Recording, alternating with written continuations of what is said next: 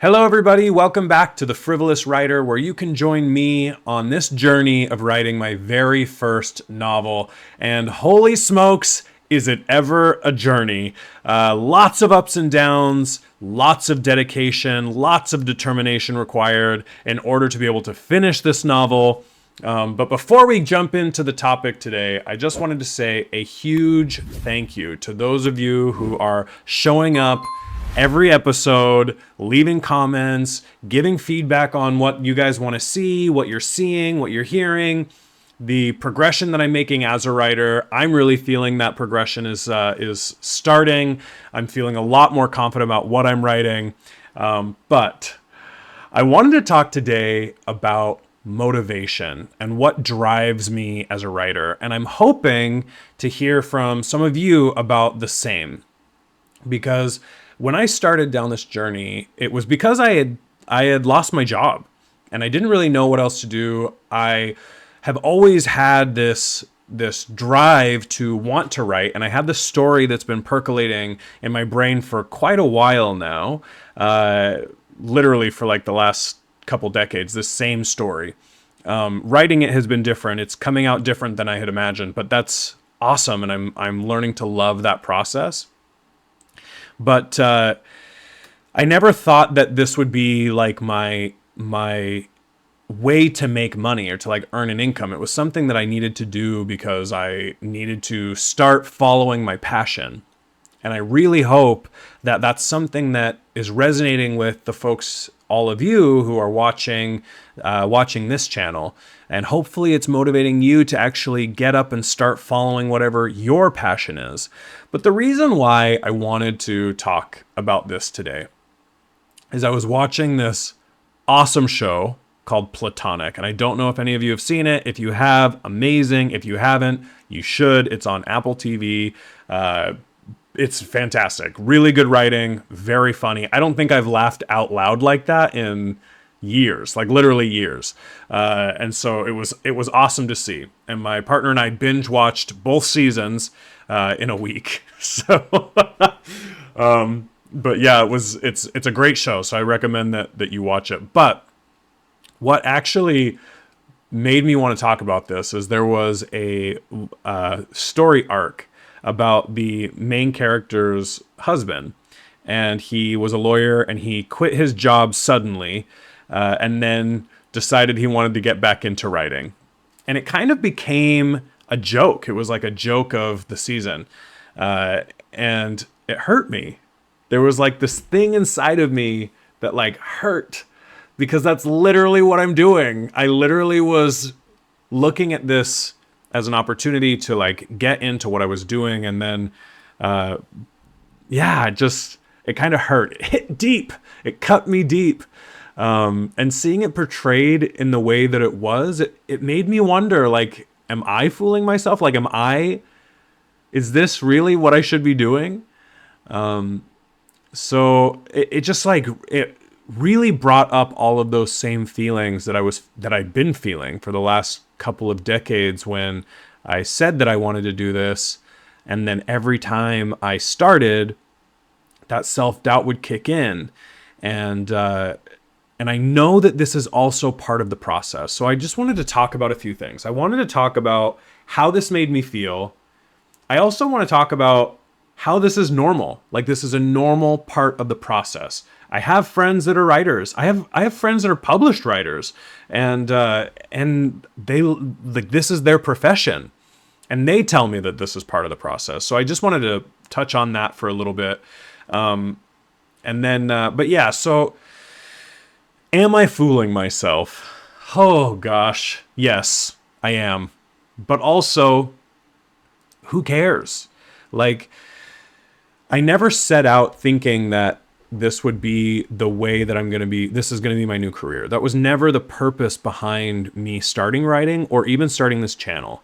This channel really was to hopefully get people who are in that same feeling, like having that same self-doubt or having that same pressure put on them of wanting to follow their dream, versus feeling the pressure that society puts on you to make sure you have like a standard 9 to 5 and all of that. Like, it really just wasn't about money for me. It was about getting into something that really drove me and provided fulfillment in my life. And that was the most important piece for me. The channel was because I needed to keep myself accountable, and I was hoping to be able to help even one person who might have been experiencing that same thing. So that was really the whole purpose behind that. And that just that piece of self-doubt, I want to lean into that just a little bit more, because there is this, like, not even just the pressure that people feel around needing to get like a real job and needing to pursue that and chase after, like, I can talk about that. I was chasing after a title in my career, and a bigger title, a better title, something that looked better on my resume. And one of my best friends did an incredible blog post about this, and how it never really brought me happiness or fulfillment, because there was never enough. There was never going to be a ceiling to that feeling of needing more. So when I ended up losing my job, my whole identity as a human kind of collapsed around me, which is wild, like so crazy. That feeling is crazy. And I went into a deep depression. My anxiety was through the roof. I already shared, I suffer from anxiety anyway, and that just made things real uncertain, which just amplified the anxiety that I was feeling, and the depression that I was feeling. And I went into like a slump of like not knowing what I want to do, or do I want to try and get back into what I was doing, and all of these things. There were just so many things that were spinning in my mind. And so when I was doing my breath work and meditation one morning, it came to me like an epiphany, where I was like, you need to start writing. Like, get out of your mind, get out of this feeling that you are not good enough, because that was bleeding over into every aspect of my life, and then start writing. So the process of writing has actually helped me come out of that. It's given me purpose. It's given me something to do. But even more than that, it's given me a community of people that I am like enjoying interacting with. So I'm at home all day, but I get the opportunity to kind of spill my guts and spill my feelings and spill my mind onto a page, in a fantasy that actually is semi-real for me, and express myself in new and creative ways. So that pressure that was put on me in my previous life, that feels so far away, so distant, is kind of fading. It's melting away from me. And that feeling of creativity, of being responsible for birthing something into this reality, has been incredible and incredibly rewarding and fulfilling. It also just this whole thing kind of reminded me of what artists go through. Like, I'm not considering myself an artist yet. Right now, I'm just exploring. I'm an adventurer. But artists in general, there's this thing we do. We put artists on pedestals, but then when we find someone in our life who wants to be an artist and make this incredibly risky move of pursuing their dream and being incredibly vulnerable, we put those people down. We say, don't do it. Get a real job. So there's all of this taboo around chasing your dream. And it was really center stage in that show, where you had a person who was making good money. He was a partner at a law firm. He was able to support his whole family on one income, which in today's economy, wild, like wild that somebody would be able to do that. I know there's plenty of you out there who are. I'm very lucky because my partner is at this time. But I feel like it became the butt of the joke that he's chasing something that's never going to actually be seen to fulfillment and to be seen to fruition, which really isn't the purpose of why you would chase your dream. The dream chasing, the courage it takes to be vulnerable and to create something, whether that's a book, a short story, a human being, if you're a parent, the courage that takes is incredible. The anxiety that creates inside of me is insane because it's so much unknown. And it really made me stop afterwards. And I was very upset in the beginning, and my husband noticed, and he's like, "What's going on?" And I was like, "Is that me? Like, am I that? Is this a joke? Is like me chasing this dream of finishing a novel a joke?" And my husband, like, in shock, looked at me and said, "It's not about that. You set out to do something that you wanted to do for a long time, and you will finish. You're going to finish this." And it just gave me so much reassurance. And then it made me think, I need to talk about this on my next video, because there are things that must happen in order to be successful in finishing your novel. You need to be resilient. Resilience is number one, because you have to be able to talk about what you're doing with people, because you're putting yourself in a very vulnerable situation because of all of the things I've already discussed. So because of your own self-doubt, because of the way that society, that people outside of you are going to look at you, and then those two things together are going to try and get in your way. They're going to try and stop you. So resilience is probably the most important trait that you need in order to be able to complete a novel. The other thing you need is motivation and determination. So you need to be able to every morning wake up and go, "This is what I'm doing."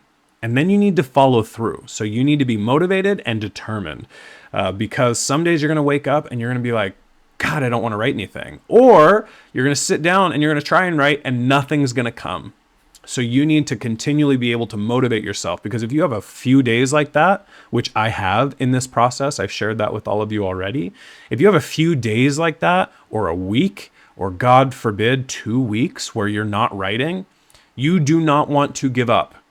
So I'm telling you now, do not give up. If that is you, keep writing. You are on this journey and you had this goal, and you are going to finish this goal for yourself. Because once you do it, then you're going to realize how important you are and how awesome you are and how you're going to be able to do the next one and the next one after that. And if you're not writing a novel, that's okay. If you're painting something, if you're drawing something, if you are creating music, if you're writing a song, if you're writing poetry, if you're doing anything artistic or creative, this message is for you. You can do it, and you will do it. So just keep pushing yourself. Push yourself forward. That motivation and that determination is essential for you to be able to fulfill your dream, whatever that dream might be.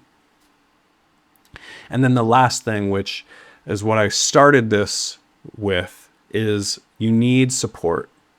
You can't do this by yourself. Because like me, in that moment where I was feeling like, "Oh God, I should probably just stop. Like, I don't want to be a joke. I don't want to be the joke of the butt of people's jokes." And so for me, having my partner he helped me stop that self-doubt. He helped me with saying, "You are going to do this." And it helped remotivate me.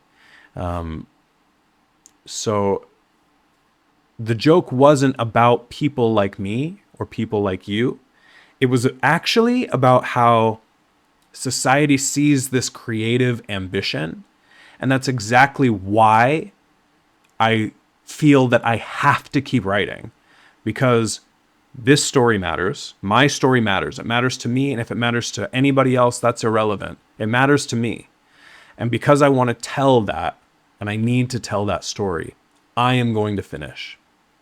So I hope that for anyone listening, you take this as a sign from the universe or God or whomever you look at. And if you're atheist, that's okay too. Whatever drives you. I hope that you look at this as a sign that you need to keep doing what you started.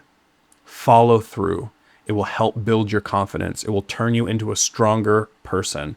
You will come out from this on the other side a different human being. So keep going. And with that, everybody, I hope you all have the most incredible Friday, filled with love and laughter and joy. And I hope you're surrounded by the people who mean the most to you. And if you haven't told someone that you're on this journey, tell one person. Make yourself vulnerable. Just tell one person. It'll keep you accountable, but it'll also show you the support that you have. Because when I told my partner, he encouraged me. When I told my friends, I told a couple of friends in the beginning, they encouraged me. The support I felt around me has been incredible. And now I told my sister, and then the rest of my family has now found out, and they watch these videos too. So for all of my family, I love you. And just keep chasing your dream and do the thing that makes you happy, because you only get one life. So spend this weekend thinking about your own happiness and how that happiness will spread to those around you. So with that, have a good weekend, everybody. Bye.